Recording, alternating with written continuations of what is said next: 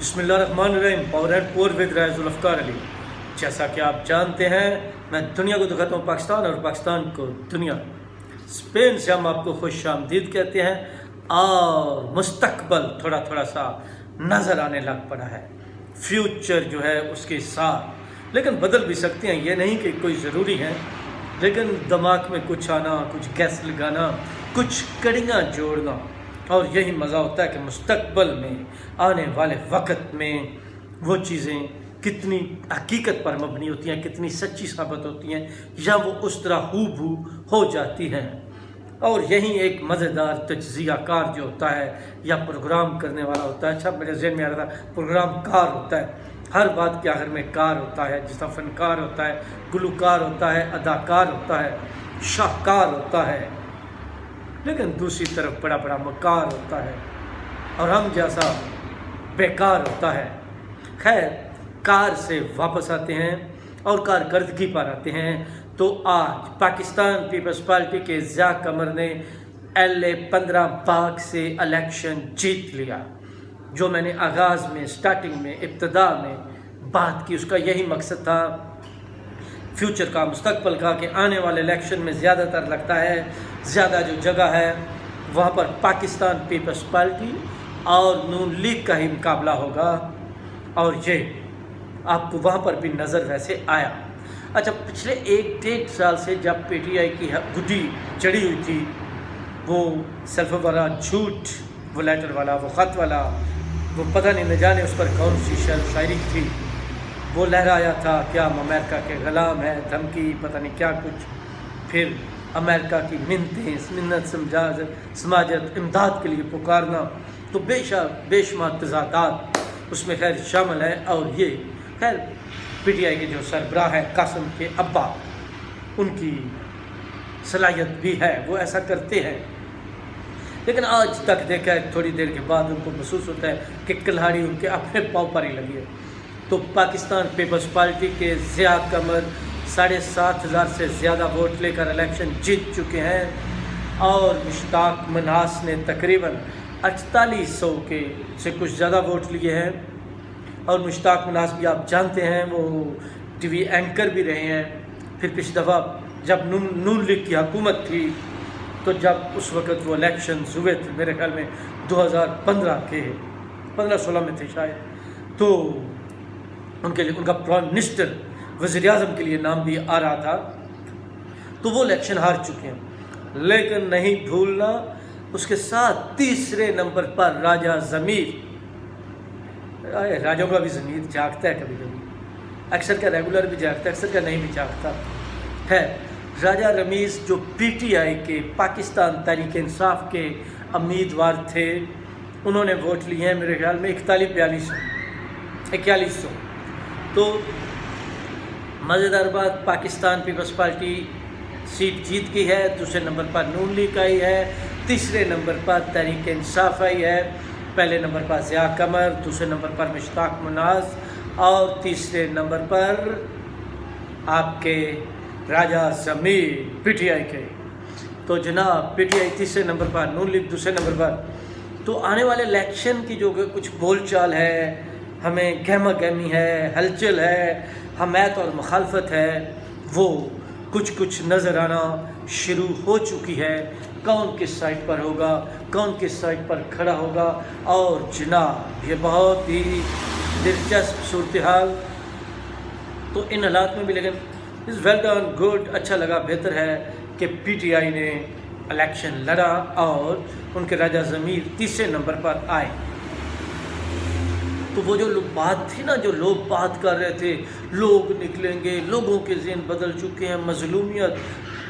تو وہ آپ کو نظر آ گئی ہوگی۔ اگر پیپلز پارٹی اور نون لیگ کے ویسے ووٹ ملائے جائیں تو وہ 12-14 ہزار ہو جاتے ہیں، اور ان کے 4,000 ہیں، ٹھیک ہے۔ تو سچویشن ڈیفرنٹ ہے، حالات بالکل مختلف ہیں۔ پھر مظلومیت ختم ہو گئی تھی۔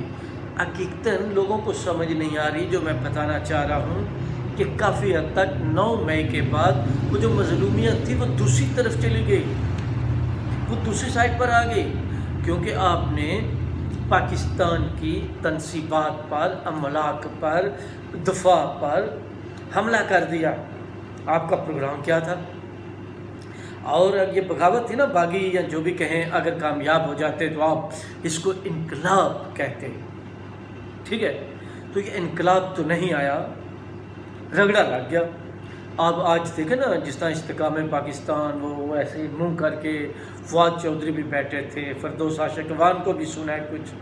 وہ زیادہ کہنے لگی تھی تو وہاں پہ علیم خان صاحب نے کہا بی بی تھوڑا سا حوصلہ،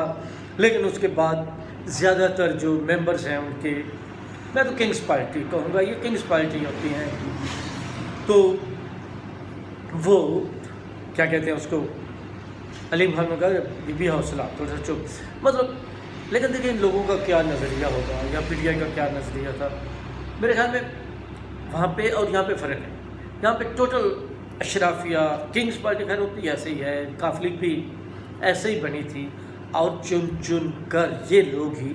پی ٹی آئی میں شامل ہوئے تھے۔ ظاہری بات ہے وہ وہاں پر جتنے بیٹھے تھے وہ پی ٹی آئی سے ہی آئے ہیں نا، اور پہلے کہیں اور سے آئے تھے۔ پی ٹی آئی والے کہتے ہیں کہ یہ لوٹے ہیں کیونکہ یہ ہمیں چھوڑ کر چلے گئے، ہم کہتے ہیں یہ لوٹے تھے جب وہ آپ کی جماعت میں آئے تھے، اور لوٹے لوٹے ہی ہوتے ہیں، وہ آتے بھی ہیں، وہ جاتے بھی ہیں، ان کا بھی آنا جانا لگا رہتا ہے، وہ بھی سفر کرتے رہتے ہیں۔ پاکستان کے راستے بنے نہ بنے، گلیاں نہ سڑکیں ہوں نہ ہوں، ان کا سفر، ان کا محور، یہ گھومتے رہتے ہیں، یہ چلتے رہتے ہیں، تو یہ سلسلہ چلتا رہتا ہے۔ بہرحال جی، اچھا، جب بات میں نے پچھلے پروگرام میں بھی ایک حد تک کی تھی کہ اگر ایسا ہوتا ہے کہ پی ٹی آئی، استحکام پاکستان جو پارٹی ہے، آئی پی پی، کیونکہ سیاست میں کچھ ممکن نہیں ہوتا، مطلب سیاست میں کچھ بھی ناممکن نہیں ہوتا، کچھ بھی ہو سکتا ہے، حرف آخر کچھ نہیں ہوتا، اس طرح کے بے شمار جملے ہیں سیاست کے دل میں، سیاست میں دل نہیں ہوتا، سیاست بے رحم ہوتی ہے، مفاد کا کھیل ہے، نہ جانے کیا کچھ ہے، اور سب کچھ وہ سیاست محبت اور جنگ میں جائز ہوتا ہے،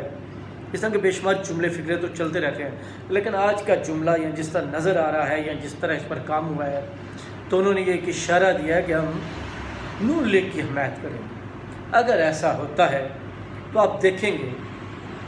یہ میں گیس لگا رہا ہوں کہ آنے والے وقت میں کسی نہ کسی جگہ پر، الیکشن سے پہلے، الیکشن کے بعد،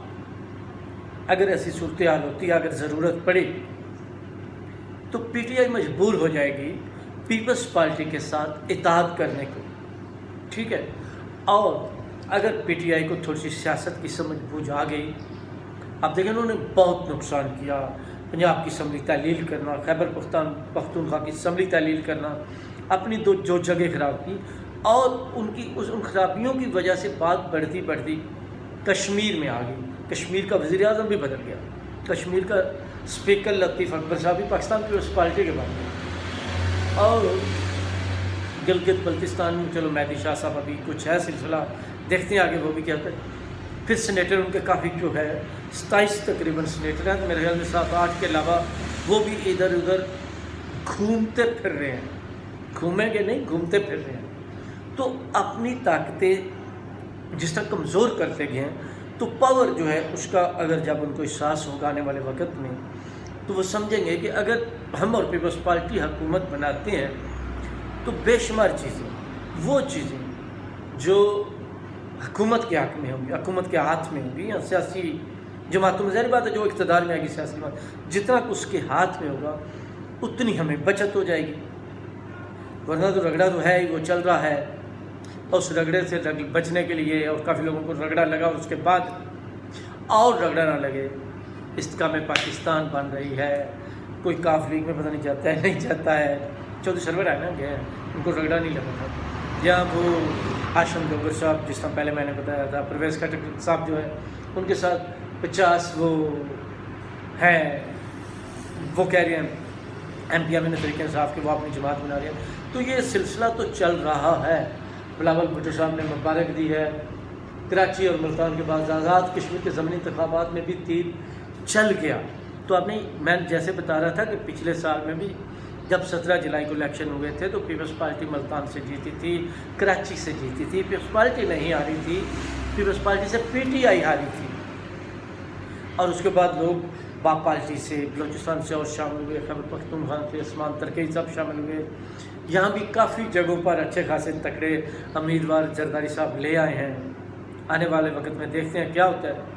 بہرحال جی یہ جیت جو ہے پاکستان پیپلز پارٹی کو بہت زیادہ مبارک ہو. اور ہم نے اس میں جو دوربینیں لگائی ہوئی تھی، دوربینیں آپ کو بتایا ہے حالات کہ تیسرے نمبر پر ہے